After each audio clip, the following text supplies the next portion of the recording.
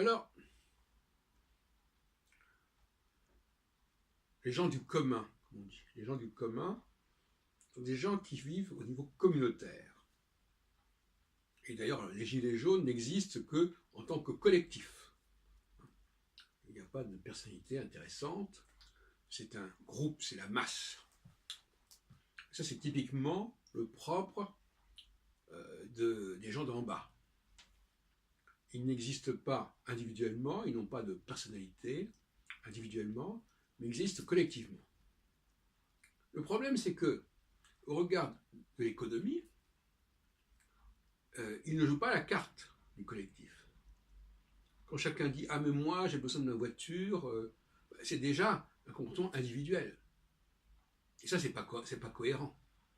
Donc voilà un peuple qui argumente au niveau individuel, au lieu de dire bah, effectivement, voilà, on va se débrouiller, on va prendre des transports en commun, on va organiser des transports en commun. Non, non, non, moi je veux ma voiture individuelle. Il y a quelque chose qui cloche là. Ils ont un double discours, un double bind. D'une part, ils viennent en meute, en collectif, mais les revendications sont individuelles. Moi, j'arrive pas à boucler mon moi. Qu'est-ce que ça veut dire? C'est complètement incohérent.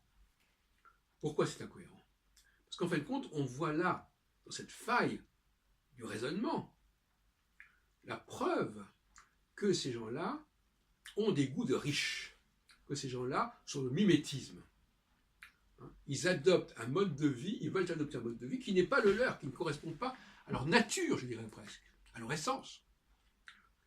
Et il est important de ne pas bousculer les stratifications. Et comme disait l'autre jour Emmanuel Todd, en Allemagne, on sait respecter les différences. Et c'est pour ça que, d'une certaine manière, la France n'aime, il y a des Français qui n'aiment pas la diversité, parce qu'ils savent que la diversité, c'est la reconnaissance de la différence. Et la diversité horizontale, c'est au fond l'antichambre de la diversité verticale. Donc quand quelqu'un a peur de la diversité verticale, il commence déjà à mettre en cause la diversité horizontale. Il dit non, nous sommes tous pareils, etc. Nous sommes tous pareils horizontalement pour laisser entendre que nous sommes tous pareils également verticalement. Donc là, il y a une sorte de déni de la hiérarchie, de déni des différences, qui ne passe pas. Alors, je répète encore une fois, j'ai parlé ce matin d'une économie sociale. Une économie sociale, c'est une économie où l'on met en commun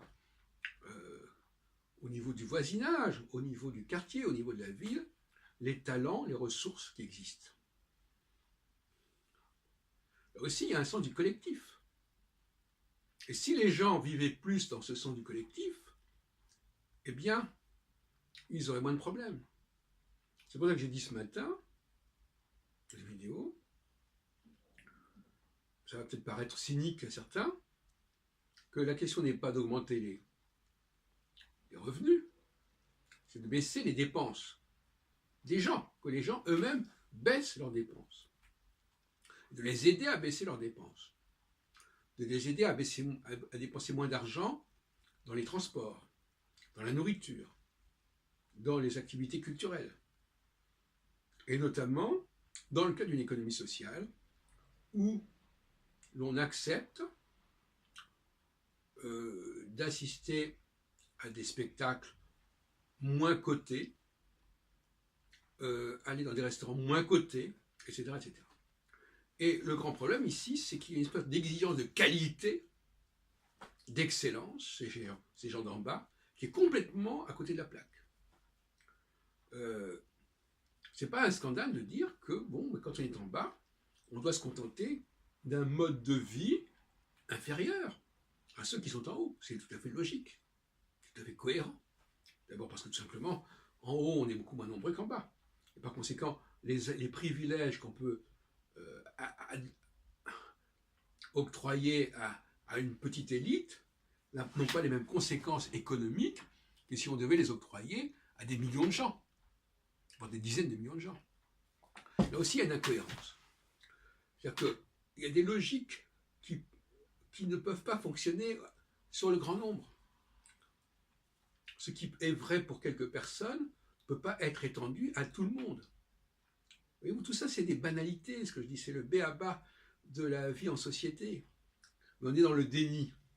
Vous savez, le déni, ça va très loin.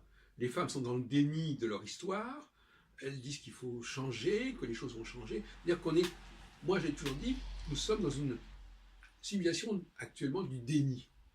On dénie les différences, on dénie les classes, on dénie, et en même temps, on est dans l'hypocrisie parce qu'effectivement, on dit, ben, puisqu'il n'y a pas de différence, moi je veux ce qu'a l'autre.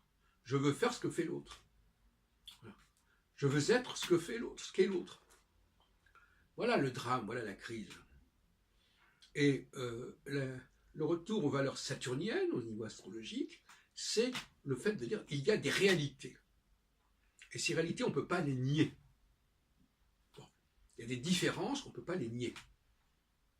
Alors certains veulent bien parler, se mettre en œuvre un rejet des différences horizontales, comme j'ai dit, c'est le rejet de dire, voilà, les immigrants n'en veulent pas.